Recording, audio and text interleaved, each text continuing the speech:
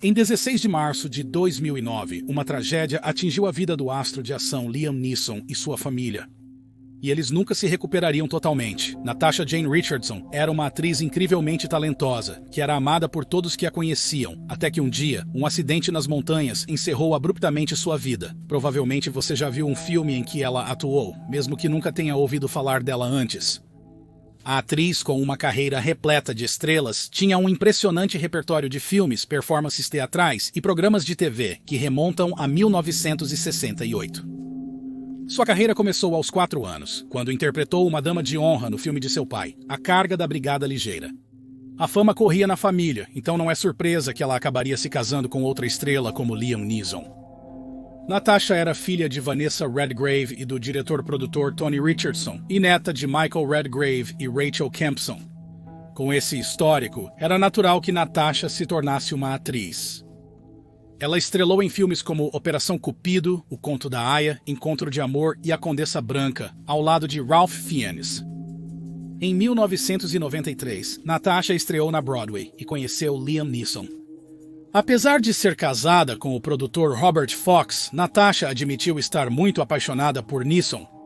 Fox e Natasha logo se separaram, e em 3 de julho de 1994, Natasha e Neeson se casaram. Foi o tipo de amor de conto de fadas que só acontece 1 ou 2 vezes na vida. Neeson refletiu mais tarde sobre a química inicial deles, dizendo que atuar juntos era como uma maravilhosa espécie de dança. Eu nunca tive esse tipo de situação de química explosiva com um ator ou atriz. O amor do casal floresceu ao longo dos anos, e eles tiveram 2 filhos, Michael Richardson, em 1995, e Daniel Neeson, em 1996. Com esse amor eterno, os amantes desafortunados poderiam ter vivido juntos para sempre. No entanto, em 2009, o conto de fadas chegou a um fim repentino e devastador. Natasha decidiu fazer aulas de esqui no Resort Monte Tremblant, a cerca de 81 quilômetros de Montreal, Canadá. Ela estava esquiando na pista ao lado de um instrutor quando de repente perdeu o equilíbrio. Se você já esquiou, sabe como é fácil cair enquanto tenta se equilibrar, especialmente quando está aprendendo e a gravidade puxa você para baixo. Mas para Natasha isso não foi um pequeno acidente. Na queda, ela bateu a cabeça no chão. A princípio, a lesão parecia menor, com Natasha recusando o tratamento hospitalar 2 vezes. Infelizmente, Natasha não usava capacete durante o acidente. Sua condição piorou gradualmente, sendo evacuada para um hospital em Montreal. Neeson relatou mais tarde que, em uma ligação telefônica para Natasha, ela descreveu o acidente, dizendo: "Ó, querido, eu levei um tombo na neve." Neeson voou para encontrá-la a partir de um set de filmagem em Toronto, mas quando ele chegou, já era tarde demais. O médico informou a Neeson que Natasha estava com morte cerebral, mostrando-lhe um raio-x do cérebro dela esmagado contra o crânio. Neste ponto, Natasha ainda estava ligada ao suporte de vida, então ele entrou para dizer seus últimos adeus. Algumas de suas últimas palavras para ela foram: "Querida, você não vai voltar disso, você bateu a cabeça." Eu não sei se você pode me ouvir, mas isso é o que aconteceu, e nós estamos te levando de volta para Nova York. Todos os seus familiares e amigos virão. O casal havia feito um pacto anos antes. Se um deles estivesse em estado vegetativo, o plug seria retirado. Depois de levar Natasha de volta para Nova York, Liam Neeson tomou a decisão provavelmente mais difícil de sua vida. Apenas 2 dias após o que deveria ter sido um dia divertido nas pistas, ele retirou Natasha Richardson do suporte de vida. Após essa tragédia, Neeson se jogou em seu trabalho e levou anos até que ele se abrisse sobre o que aconteceu. Ele admite que a morte nunca pareceu real para ele, e nos primeiros anos ainda esperava que ela entrasse pela porta. "A dor é como ela te atinge. É como uma onda", continuou Neeson. "Você tem uma profunda sensação de instabilidade. Você se sente como uma mesa de 3 pernas.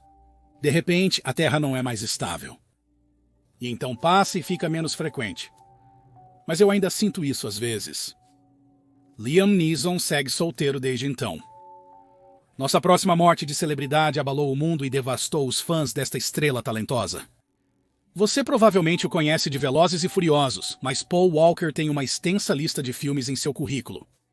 Mas ele não era apenas um fanático por carros que sabia lutar. Ele também era assim na vida real. E isso o levou a seus momentos finais terríveis. Paul Walker veio de uma família de cineastas. Seu avô, William Walker, foi um sobrevivente de Pearl Harbor e campeão de boxe de peso médio da Marinha, enquanto seu avô materno comandou um batalhão de tanques na Itália sob o General Patton durante a Segunda Guerra Mundial. Essa herança genética provavelmente levou Walker a buscar aventuras e emoções. Ele possuía uma lendária coleção de 30 carros personalizados que deixaria qualquer entusiasta babando.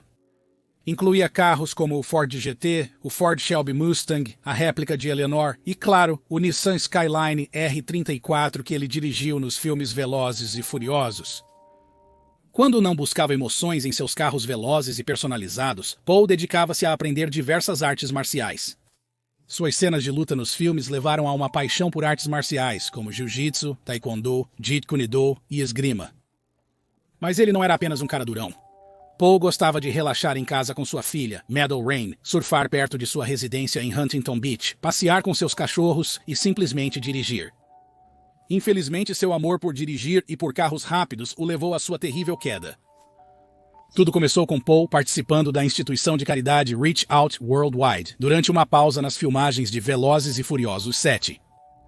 Conhecido como filantropo, ele passou o dia em uma campanha de arrecadação de brinquedos para a instituição de caridade de auxílio a desastres.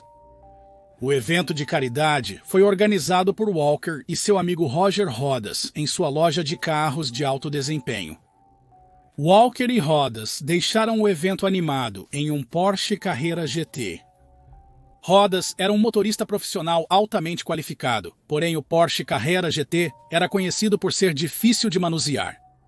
A dupla acelerou pela estrada, vivendo momentos dignos de Velozes e Furiosos. Porém, a poucos metros do evento, Roger Rodas perdeu o controle do carro tragicamente. Viajando a aproximadamente 160 km por hora, o carro desviou, bateu no meio-fio, numa árvore, num poste de luz e depois em outra árvore antes de pegar fogo. A cena era devastadora. Os participantes do evento beneficente, incluindo o filho de Rodas, ouviram o terrível acidente e correram para ajudar. Eles usaram extintores no terrível acidente, mas as chamas eram muito intensas para serem apagadas. Como amigo de Paul Walker, Antonio Holmes chamou, foi uma das cenas de acidente mais horríveis da história de Hollywood. Estava envolto em chamas, nada restava, estavam presos. Caros funcionários, amigos da loja, nós tentamos. Nós tentamos usar extintores de incêndio, mas o Porsche, que estava dividido ao meio pelo acidente, queimava enquanto os espectadores apenas assistiam. Rodas e Walker foram consumidos pelo acidente. A notícia do acidente se espalhou rapidamente, deixando fãs em todo o mundo atordoados e de coração partido. Muitos pensaram que era uma brincadeira cruel, devido à semelhança com a franquia Velozes e Furiosos, mas suas esperanças se provaram erradas. Meadow, filha de Paul Walker, processou a Porsche por morte por negligência, alegando que o carro era inseguro e inadequado para as estradas. Contudo, uma investigação detalhada revelou que não havia condições prévias que poderiam ter provocado a colisão, citando pneus gastos e velocidades perigosas. Não foram detectados álcool ou drogas em Walker ou Rodas. Paul Walker será eternamente um talento que faz muita falta, mas duas citações dele nos dão um final agridoce para o evento. Primeiramente, eu não tenho medo de morrer. Eu tenho medo de viver a vida sem nunca arriscar. E se um dia a velocidade me matar, não chore porque eu estava sorrindo. Nossa próxima tragédia envolve Naya Rivera, uma popular atriz, cantora e modelo. Se você nunca ouviu falar dela, ela era mais conhecida por seu papel na popular série de televisão Glee. As circunstâncias em torno de sua morte foram repentinas, mas o que a torna estranha é que ela foi um dos 8 membros do Glee que faleceram. Quando o sol brilhava intensamente em 8 de julho de 2020, a atriz Naya Rivera e seu filho de 4 anos, Josie Dorsey, partiram para o que deveria ser um divertido passeio com churrasco à beira do Lago Piru, na Califórnia. Ao chegar, eles decidiram espontaneamente alugar um barco. Zarpando por volta da 1 da tarde, esperava-se que eles retornassem até as 4 da tarde. Após 3 horas, ninguém havia retornado da excursão. Um sentimento de inquietação surgiu no barco, onde esperavam que fosse apenas falta de combustível ou um pequeno problema mecânico. Somente às 5 da tarde, eles encontraram o barco flutuando no lago. Josie Dorsey, de 4 anos, foi achada dormindo profundamente no barco, enrolada em um colete salva-vidas. O colete salva-vidas e a identificação de Naya também foram encontrados no barco. Uma chamada para o 911 foi feita e uma operação formal de busca e resgate foi iniciada. Nenhum sinal de Naya foi encontrado no dia. Naquela noite, o escritório do xerife do condado de Ventura entrevistou o garoto e uma história arrepiante foi revelada. Rivera e seu filho Josie pularam no lago juntos, mas quando o barco começou a balançar violentamente sob os ventos de 34 km por hora, ela ordenou que ele voltasse para bordo. O que se sucedeu assombraria as margens do lago por muito tempo. Segundo a polícia, Josie testemunhou a luta desesperada da mãe ao tentar retornar ao barco. Em meio à sua batalha com as águas turbulentas, ela conseguiu empurrar seu filho de volta para o barco, seu instinto maternal superando as forças implacáveis da natureza. Enquanto Josie buscava uma corda para ajudar sua mãe, lembrou-se dela estendendo a mão e pedindo ajuda. Mas, tragicamente, ela desapareceu nas águas. Sem um colete salva-vidas, as chances de sobrevivência de Rivera diminuíram muito. As autoridades especularam que Rivera e Josie foram pegos em uma correnteza traiçoeira, comum naquela região do lago à tarde. O barco sem âncora pode ter se afastado de onde eles entraram na água, deixando Rivera lutando contra forças naturais impossíveis de vencer. Em seus momentos finais, acredita-se que Rivera reuniu todas as suas forças para salvar seu filho, sacrificando-se no processo. No dia seguinte, o lago foi interditado para buscas com mergulhadores de toda a região. Com cada hora que passava, o senso de urgência aumentava e a operação passou de um esforço de resgate para uma busca sombria pelos restos de Rivera. O número de mergulhadores foi reduzido de 100 para 40, priorizando o uso de sonares para detectar sinais da atriz desaparecida. A família de Rivera, incluindo seus pais, padrasto, irmão Michael Rivera, ex-marido Ryan Dorsey e a amiga próxima Heather Morris, se reuniram no lago para oferecer seu apoio. Morris, colega de Rivera em Glee, estava decidida a liderar sua própria busca pela perigosa costa. 5 dias após a partida de Rivera e seu filho, um anúncio sombrio encerrou solenemente as buscas. Mergulhadores encontraram um corpo flutuando no Lago Piru naquela manhã. O escritório do xerife revelou que os restos mortais foram encontrados ao norte da Diablo Cove, sugerindo que ficaram presos na vegetação subaquática antes de ressurgir. Com a busca por Naya Rivera chegando a uma conclusão de partir o coração, família, amigos e fãs ao redor do mundo lamentaram a perda de uma atriz amada e mãe devotada que passou seus últimos momentos salvando a vida de seu filho.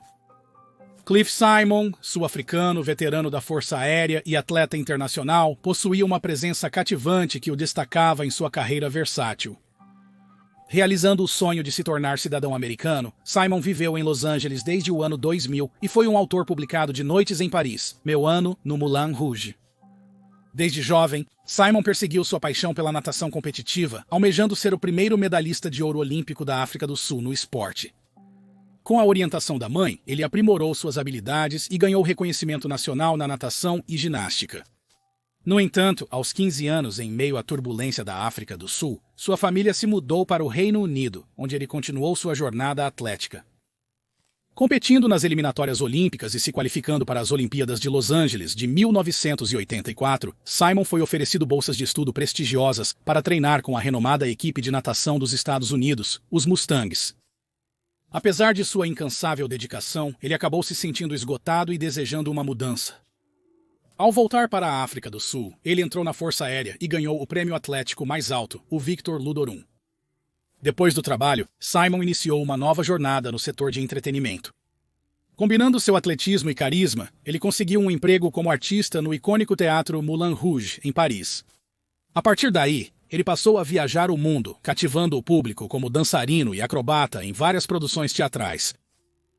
Simon conseguiria e venceria uma audição para a bem-sucedida série de televisão Egole Lugar de Ouro. Seus 6 anos como protagonista o tornaram conhecido.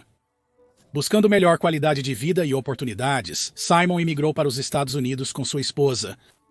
Logo depois, ele fez uma participação especial ao lado de Don Johnson em Nash Bridges e garantiu o papel recorrente de Baal em Stargate SG-1. Seu carisma e humor fizeram de Baal um antagonista favorito dos fãs, com Simon reprisando o papel no filme Stargate SG-1, Continuum, de 2008. Ele continuou se destacando em participações especiais em séries de TV e filmes, incluindo uma indicação para a melhor participação especial em Castle. Em 2020, o show de Simon Into the Unknown estreou no Travel Channel, mostrando seu espírito aventureiro e amor pelo paranormal. Ele foi apresentador e produtor executivo. A primeira temporada de Mistérios Inexplorados já havia sido exibida no History Channel europeu. Quando não estava trabalhando, Simon abraçava seu amor pela natureza, praticando kiteboarding com golfinhos em Malibu, ou surfando, mantendo um estilo de vida pacífico e equilibrado. Mas seu amor pela natureza culminou em uma tragédia angustiante que roubou do mundo este homem incrivelmente talentoso. Em 9 de março de 2021, Simon foi praticar kiteboarding em Topanga, Califórnia. Kiteboarding, ou kitesurf, é um esporte que usa a força do vento com uma pipa de potência para puxar um praticante sobre água, terra ou neve. Combina aspectos do parapente, surf, windsurf, skate, snowboard e wakeboard. O kitesurf está entre os esportes de vela menos caros e mais convenientes, e é considerado um esporte aquático bastante seguro.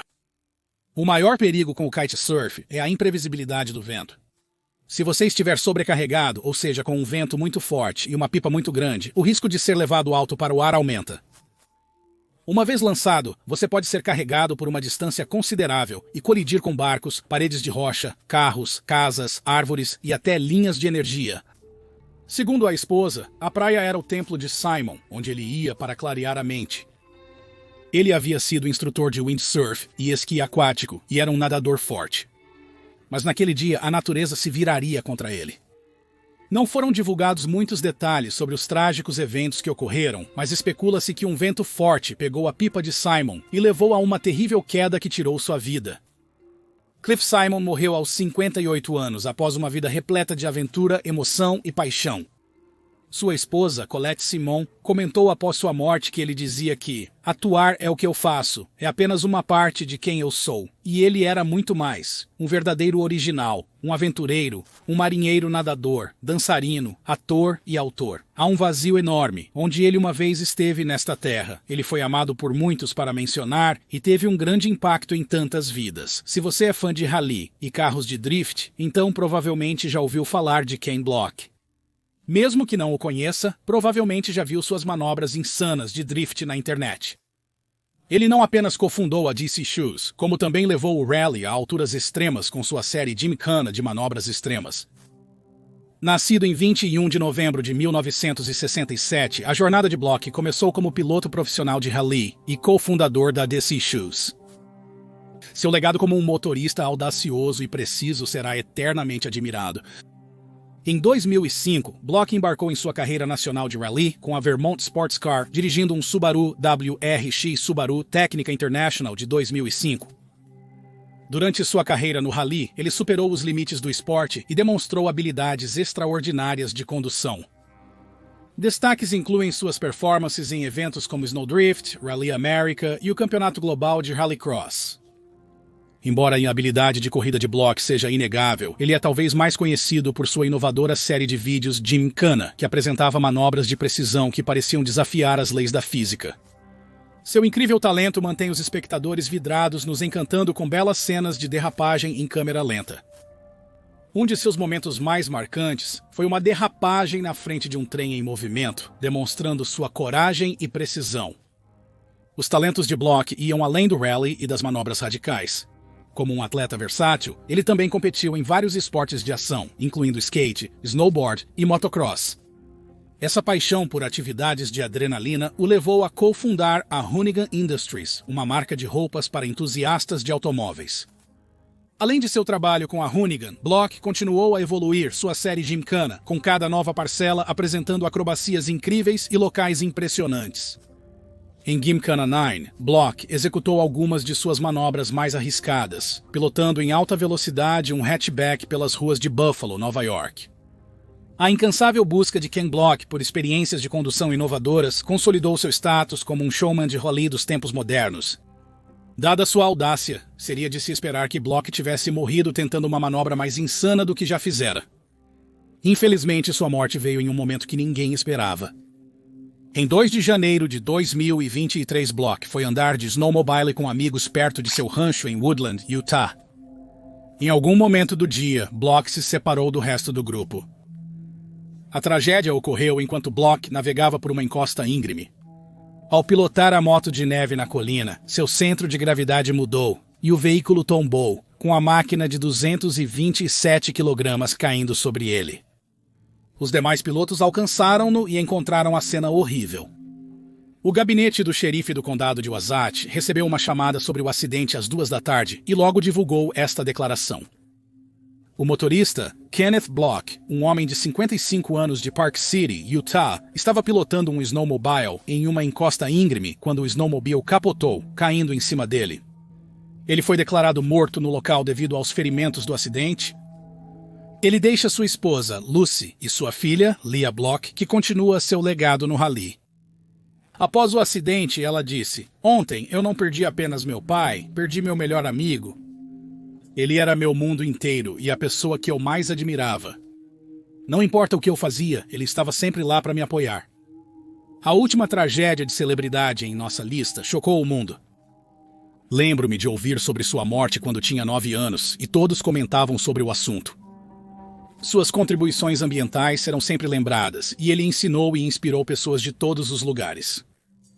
Este é o falecido Steve Irwin, conhecido como o Caçador de Crocodilos. Se você esteve vivendo debaixo de uma pedra e ainda não ouviu falar dele, Steve Irwin era um conservacionista australiano, zelador de zoológico, personalidade de TV e educador de vida selvagem. Sua personalidade contagiante o tornou um rosto amado mundialmente. Seu amor pela natureza e pelo meio ambiente continua a inspirar pessoas até hoje. A caridade que ele criou, Wildlife Warriors, comprou centenas de milhas quadradas ao redor do mundo para a conservação da vida selvagem. Ainda opera nos dias de hoje e também está envolvida na conservação de animais como koalas, elefantes cambojanos, tigres de Sumatra e muitos mais. Independentemente do que aconteça, os esforços de Steve Irwin para proteger o mundo continuarão tendo um efeito cascata, quase 20 anos após sua morte prematura.